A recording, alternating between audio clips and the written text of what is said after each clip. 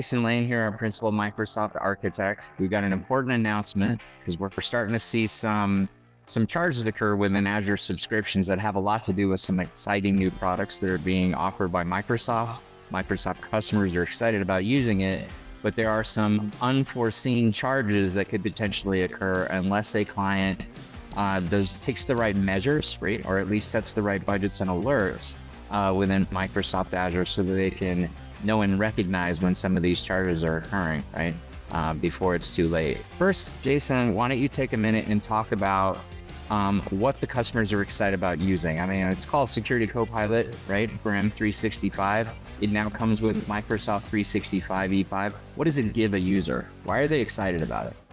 Yeah, great question. And these are exciting, additions of what Microsoft offers, especially when you look at a higher level of protection. What actions are you going to take?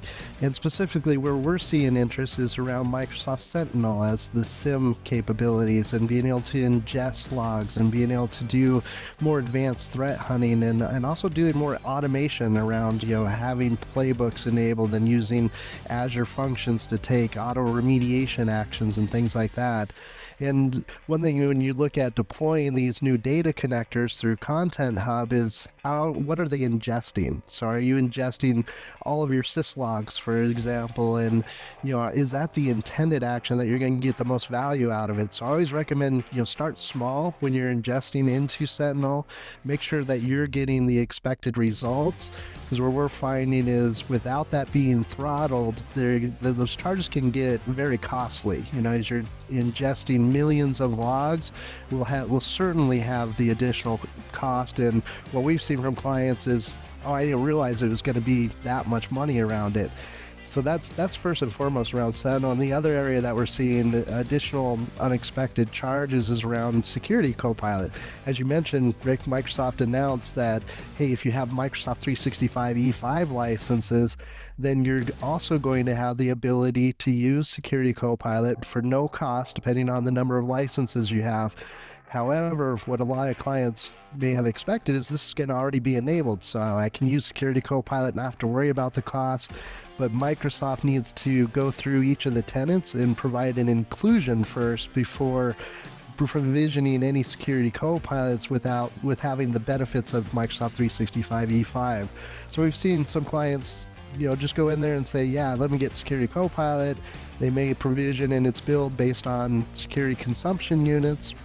And that's all based on what are you asking the prompt, and that would ingest a certain amount of those messages and tokens that would then deprecate the amount that you had chosen.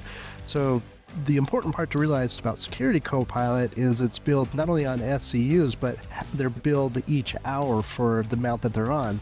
So if you do one SCU and you have it on for 24 hours and you're not using it, you're still getting charged. So set your overage limits, is one of the recommendations there.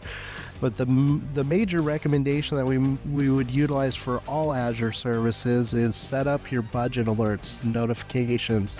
That way you can take more immediate action, and that's what we've helped clients with when even using any Azure services, is having those budget alerts and anomaly alerts set up so that you're not in any unexpected risk of usage there.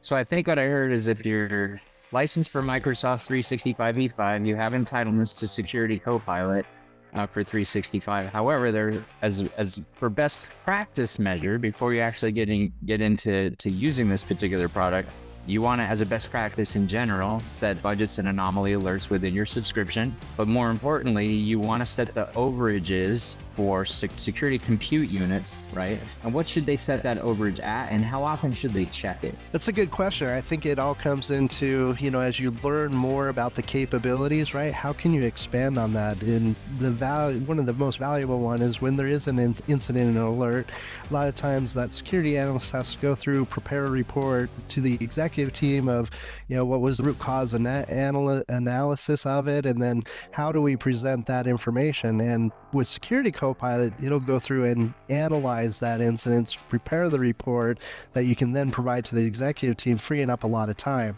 So as you're evaluating the service, where does it make the most sense that you can use these additional enhanced services, and at what cost? So as you're trying to look at it, and this is where we really get into prompt engineering, right? We're asking the right questions so you get the right results at the best value. So as those security compute units are used, you can throttle and you can adjust as needed. So that's part of, as you use the services and understanding where you can, reduce, like if it's after hours, right? Let's reduce them down and have more automation, then fire them back up as you start in the morning, and having, the capabilities to consume those, and you're not paying for idle services in that case.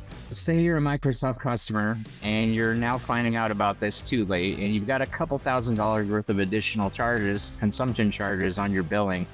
We always try to close these types of discussions out with the value of a partner. So how can a partner get involved with case management and support tickets and getting credits back to the client or to the Microsoft customer when incidents like this occur? And that's the value of our partnership here at MicroAge, as we work with our clients. And this is where, we comes in not only providing that guidance and where areas where we can help on establishing these services, but also when there is the unexpected spike, that we can open and work with Microsoft on their behalf to try to get as much as we possibly can. So I think it's, fighting the battle directly with Microsoft, that we come in as your partner and do the best that we can, managing the case and then getting the right people, and then negotiating, I will call it, with Microsoft on your behalf to try to get as much credit as we can. And specifically too, the other area that we help to optimally, as we get clients looking to move or do additional services in their Azure subscriptions, is that we look to get additional credits that they can consume as part of that initiative. So that's what a lot of what we would add additional value to our clients and partnering with them, is when the unexpected happens, how we can be there, respond to it, escalate to Microsoft on our clients' behalf. And one of the things that we're finding, especially recently, is Microsoft may not always credit the entire amount of what was estimated, right, as far as the overage is concerned. So the customer still has to kind of pay that premium for a potential mistake that was made. So it always makes sense to talk to the partner first and make sure you go through that security and cost management exercise prior to at least really provisioning any new resource within Microsoft Azure, right? Yeah.